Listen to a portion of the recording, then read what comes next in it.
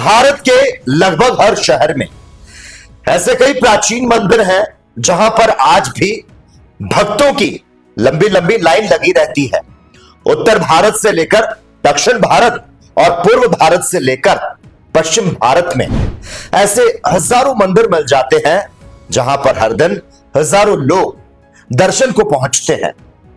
राजस्थान के झुंझुनू में भी एक ऐसा मंदिर है जिसके बारे में कहा जाता है वो मंदिर किसी देवता को नहीं बल्कि व्यक्ति विशेष को समर्पित है। जी हां, आज हम उसी व्यक्ति विशेष के बारे में बात करेंगे। तो साथ ही आज हम बात करेंगे राजस्थानी सिनेमा की। दोस्तों, राजस्थानी सिनेमा की सबसे यादगार और सुपरहिट फिल्मों में रमकुड़ी, झमकुड़ी, बाई चली सासरे, सुपात्र, बिंदड़ी जैसे नाम शुमार है।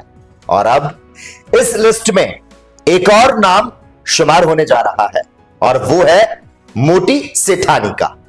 और यूं तो शेखावटी के खड़खड़ में शौर्य समाया हुआ है, तो वहीं राजस्थान की एक वो माटी भी है जहां देव भी रमण को आते हैं।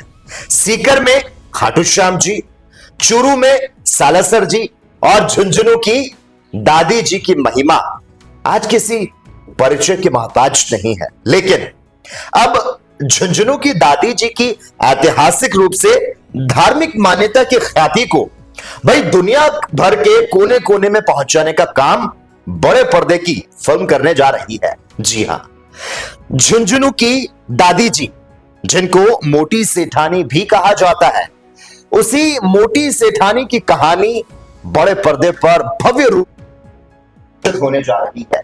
फिल्म मोटी सेठानी के प्रोड्यूसर हैं राणा संजय तुलसियान जी, जो कि इस वक्त हमारे साथ मौजूद हैं।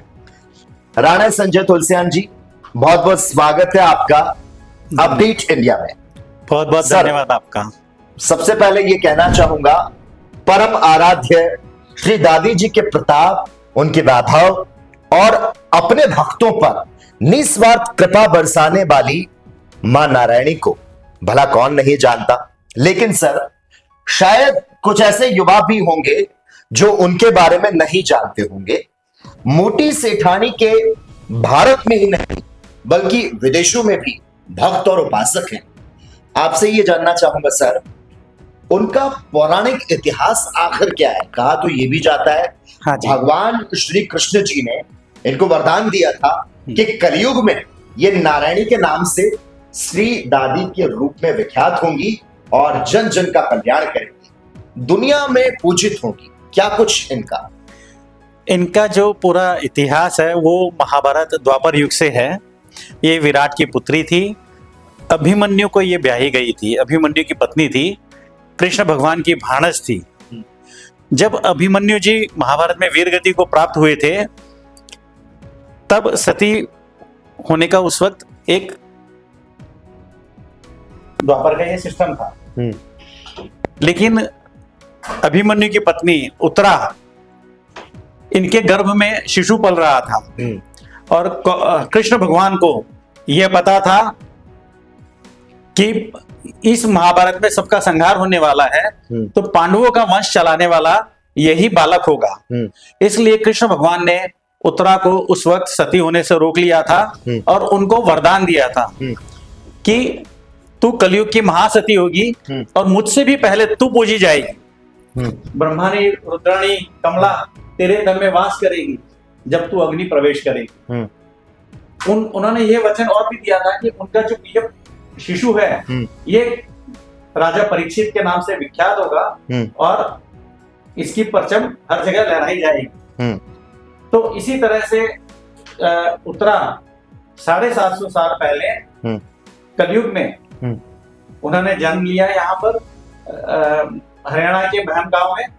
और अभिमन्यु जी ने दंधन जी के नाम से हिसार में वो बसे जाकर के, और तब इनकी ये 750 वर्ष का कलयुग का पुराना इतिहास है।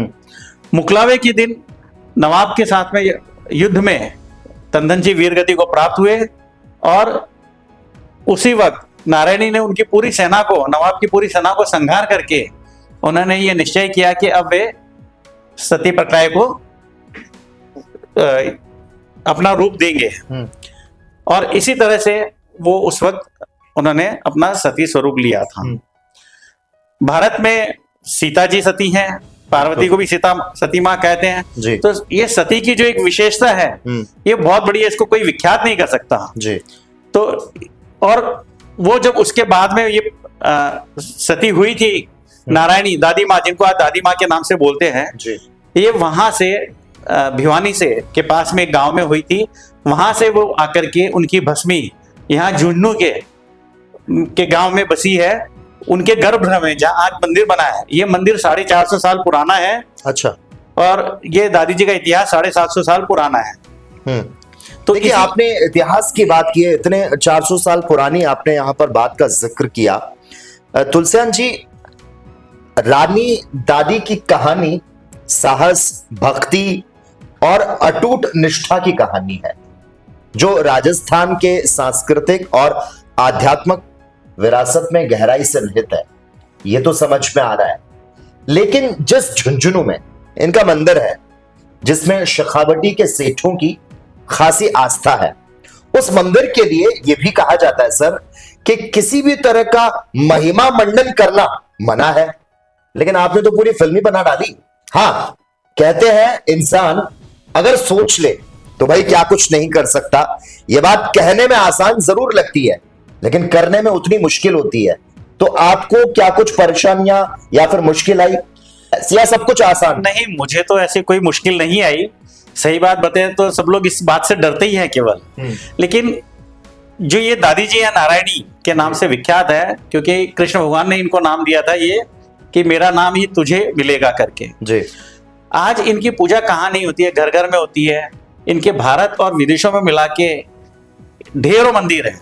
न्यूयॉर्क में है, लंदन में है, बैंकॉक में है, अमेरिका में है जी, रंगून में है, बर्मा में है, और भारत में भी आप कन्याकुमारी से लेकर के कश्मीर तक इनके मंदिर पाए जाएंगे।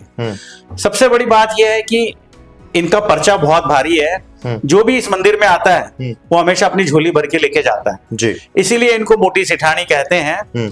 मुझे देखो खूब मेहनत करनी पड़ी, मुझे तकलीफें मेरी आई, लेकिन मुझे बाकी और ऐसे कोई दिक्कत या कोई परेशानी नहीं आई। कहीं आई भी तो मुझे ऐसा प्रतीत हुआ कि मेरी माँ मेरे साथ खड़ी है और उन्होंने हर काम को अच्छे से सॉल्व करके उस पिक्चर को बनाने में बहुत अच्छी हेल्प की है, मदद की है मेरी।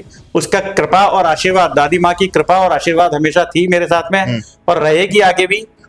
तो इस पिक्चर में कोई दिक्कत नहीं। पिक्चर बहुत ब्यूटीफुल बनी है, बहुत शानदार बनी है, बहुत अच्छी और कलरफुल बनी है। हमने हर चीज, कैमरे बहुत अच्छे यूज में लिए हैं, साउंड ट्रैक बहुत अच्छा लिया है, बैकग्राउंड म्यूजिक बहुत अच्छा दिया है। सुरेश वाडेकर जो फिल्मी के आज बहुत महान गायक हैं, उन्होंने भी इसमें एक गाना गाया है। हमने अलका याग्निक के और सुरेश वाडेकर के स्टूडियो में इनके गानों की रिकॉर्डिंग की है।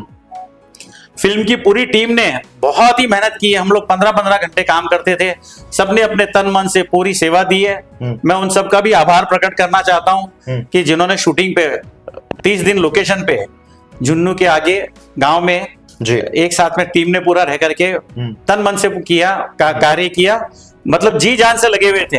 हमें कहीं कोई भी चीज की दिक्कत नहीं आई। और हमें सिंगर्स की यहाँ पर बात रखी, मैं आर्टिस्ट की बात पर भी आऊंगा, डायरेक्टर की बात पर भी आऊंगा। तुलसियान जी देखिए, अब एक बार फिर से एक्ट्रेस दीपिका पादुकोण की फिल्म पर सवाल उठ रहे हैं। इतिहासकारों का यह दावा है कि रानी पद्मावती के समय किले में तो शीशे नहीं थे, तो फिर अलाउद्दीन खिलजी ने रानी पद्मावती को आईने में भला कैसे देखा होगा। यानी कि राजस्थान के मेवाड़ के गौरव गाथा में अलाउद्दीन खिलजी को रानी पद्मिनी का चेहरा आईने में दिखाने की झूठी कहानी को जोड़ा गया था। और समृद्ध ऐतिहासिक विरासत के लिए पहचाने जाने वाले हमारे इस राजस्थान में, जो कि फिल्मों के विरोध के लिए यह काफी चर्चित होता रहा है, ऐतिहासिक फिल्मों का यहां पर रिलीज हो पाना आसान नहीं रह जाता है। आशुतोष गोवारिकर की फिल्म पानीपत आप ले लीजिए, या फिर इसके पहले जोधा अकबर ले लीजिए, पद्मावत और मणिकर्णिका में विवाद जो है वो सामने आ चुके हैं। फिल्म मोटी सेठानी के रिलीज के पहले आपने आखिर किन किन बातों का ख्याल रखा, और फिल्म का विरोध अगर कहीं शुरू होता भी है और बाद में वही फिल्म के प्रचार का जरिया भी बन जाता है, और उससे एंड में क्या होता है, फिल्म को बिजनेस लेवल पर काफी फायदा होता है। आप फिल्म आखिर किस लिए लेकर आ रहे हैं? आपकी आस्था है इसलिए, या फिर फिल्म से फेम और पैसा कमाना चाहते हैं? सबसे बड़ी बात यह है कि ये मेरी दादी जी के प्रति अटूट विश्वास, उनकी श्रद्धा और उनकी आस्था है। मैं उनको फॉलो करता हूं, मैं उनके बिना चलता ही नहीं हूं, या वो समझिए कि वो मुझे चलाती हैं जी। तो मैंने केवल, ये भारत का सबसे बड़ा मंदिर है, इसको विश्व पटल पर लाने के लिए मैंने ये फिल्म बनाई है। पैसा तो वो मुझे पीछे के दरवाजे से भेजती रहती है और अपार भेजती रहती है। पैसा कमाने के उद्देश्य से मैंने ये फिल्म नहीं बनाई है। और मैं आप सब लोगों को एक बहुत बड़ी बात बताना चाह रहा हूं, इस फिल्म का 1 रुपया भी आएगा तो हमारे श्री रानी सती जी वर्ल्ड वाइड फाउंडेशन में जाएगा, और इनके बाकी जो सेवा कार्य होते हैं दूसरे, जो निहित गरीबों की सेवा करना या कोई भी जो फाउंडेशन के कार्य हैं, उनमें ही लगेगा।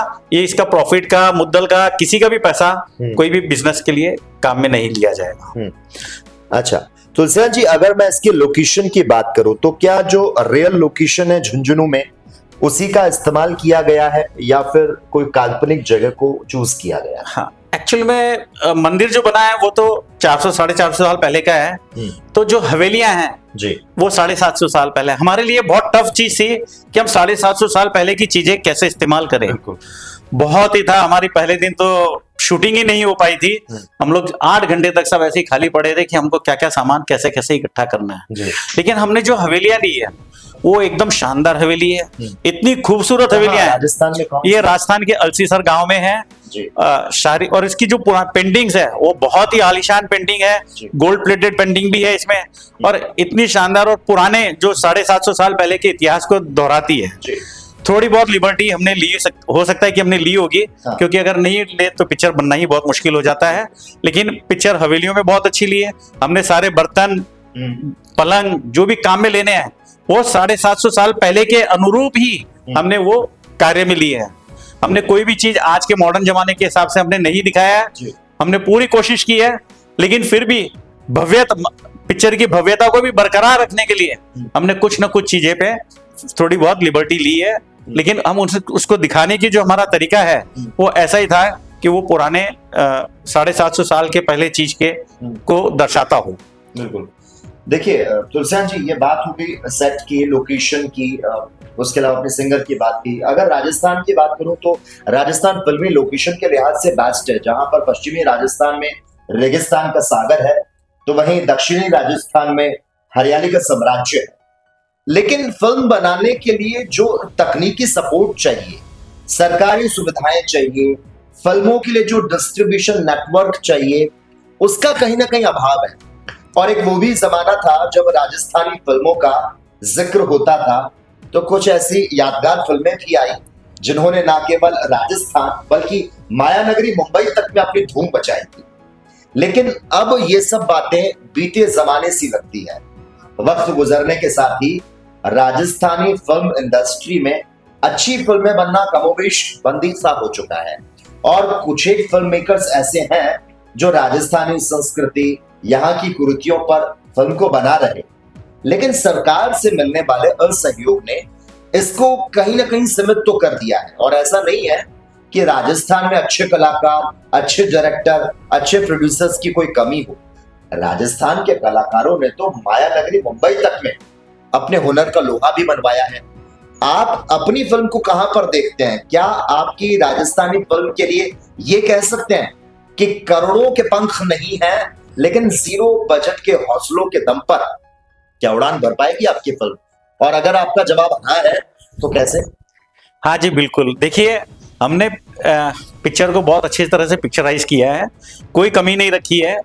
भले ही ये पिक्चर बाहुबली या पुष्पा जो भी इतनी बड़ी नाम सब बोलते हैं उससे कम नहीं है, क्योंकि क्या है, इसकी मेन हीरोइन जो है वो हमारी दादी माँ है। बहुत। और दादी माँ पूरे विश्व में विख्यात है। आज भी करोड़ों, असंख्य लोग इनके फॉलोअर्स हैं जो इनको मानते हैं, और ऐसा मानना है कि जो भी यहाँ पहली बार आता है उसकी पूरी मानता पूरी होती है, और वो बार बार आता है।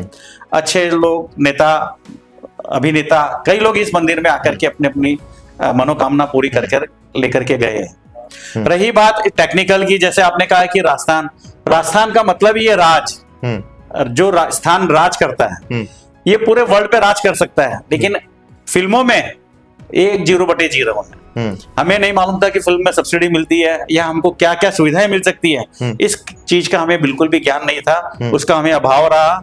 हम चाहते हैं कि यहाँ के मुख्यमंत्री सरकार, राजस्थान सरकार इसको बढ़ावा दे और बहुत अच्छे से फिल्म इंडस्ट्री यहाँ पर एक बहुत बड़ा उद्योग बन सकती है।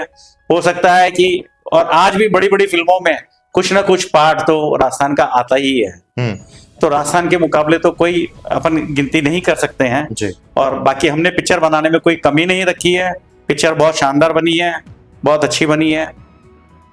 एक आखिरी सवाल रहेगा आपसे तुलसियान जी, क्या इसको सर्टिफिकेट मिल चुका है और इसकी फाइनली रिलीज डेट क्या आ चुकी है? वो भी हम चाहेंगे, अगर आ चुकी है तो उसे भी आप अनाउंस करें ताकि जो दर्शक है वो जान पाए इस फिल्म को कब रिलीज किया। बहुत अच्छी बात की है। क्या था कि सबसे बड़ी बात, पहली बात तो यह है कि इसके सेंसर क्लियर है, कोई भी सीन पिक्चर में कट नहीं किया गया है, सारी चीज ऑल वेल है। और हमने भी पूरी कोशिश की है कि फिल्म में बहुत ज्यादा ऐसा कोई भी चीज प्रदर्शित न की जाए जी। तो हमने उसका पूरा ध्यान रखा है। रही फिल्म रिलीज की बात, अभी भी मैं 3 दिन कानपुर था, लोग मेरी जान खा रहे हैं, लोगों के फोन आ रहे हैं कि फिल्म की रिलीज बता दीजिए। दादी माँ ने हमको फिल्म की रिलीज का मुहूर्त बता दिया और आज उसकी मैं आपको सबको, सभी दर्शकों को कंफर्मेशन देता हूं कि देवों के देव महादेव के पर्व पूर्व पुण्य पावन दिवस पर, महाशिवरात्रि के पर्व पर हम श्री दादी जी की मोटी सेठानी फिल्म को प्रीमियर शो द्वारा रिलीज करने जा रहे हैं।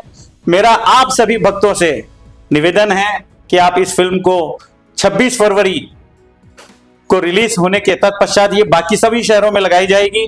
आप सभी इसे देखने जरूर पधारें। ऐसी फिल्में बार बार नहीं बन सकती है और न ही किसी की बनाने की हिम्मत भी होगी। तो मेरा आप सब लोगों से एक बार फिर हाथ जोड़कर प्रार्थना है कि आप सब इस फिल्म को देखने जरूर जाएं। आप जाएं, औरों को भी ले जाएं। और मैंने यह फिल्म केवल श्री दादी भक्तों के देखने के लिए नहीं बनाई है, मैं चाहता हूं कि इसमें पूरा भारत इस धार्मिक फिल्म को देखे, इस दादी की महिमा को जाने और इस दादी के इतने भारत के बड़े विशाल मंदिर को देखे कि, और एक बार वो साल में यहाँ आना भी एक टूरिस्ट पर्यटन के हिसाब से भी बन जाए, कि एक तीर्थ बन जाए, बड़ा सा तीर्थ बन जाए। इसीलिए मैंने ये फिल्म बनाई और मैं मेरी माँ से भी यही प्रार्थना करता हूँ कि मुझे आगे भी सफल बनाए। बिल्कुल, बहुत अच्छी और बेहतर आपने बातों को यहाँ पर रखा। तो राणा संजय तुलसियान जी, आपका बहुत बहुत धन्यवाद अपडेट इंडिया में आने के लिए। Thank you sir. तो राजस्थानी सिनेमा प्रेमियों के लिए ये एक अच्छी खबर है, बहुत ही लंबे समय के बाद एक बार फिर से बड़े पर्दे पर आस्था से जुड़ी राजस्थानी फिल्म रिलीज होने जा रही है। हम उम्मीद करते हैं जब भी ये फिल्म थिएटर्स में आए तो लोग गांव देहात से इसको देखने के लिए आए, झुंझुनू की दादी की महिमा को जान पाए, समझ पाए और आप सभी भी राजस्थान की मोटी सेठानी की ऐतिहासिक रूप से धार्मिक मान्यता की ख्याति को दुनिया के कोने कोने तक पहुंचाने का काम करें। भक्त ज्यादा से ज्यादा इस फिल्म को देखें, जिससे कि झुंझुनू की सेठानी अपने भक्तों को निहाल कर दे, माला माल कर दे। और इसी के साथ ही हमारे इस खास मुलाकात कार्यक्रम में बस इतना ही। देश और दुनिया की तमाम अहम खबरों को देखने के लिए जुड़े रहिए हमारे साथ और देखते रहिए अपडेट इंडिया। मोटी सेठानी की जय हो।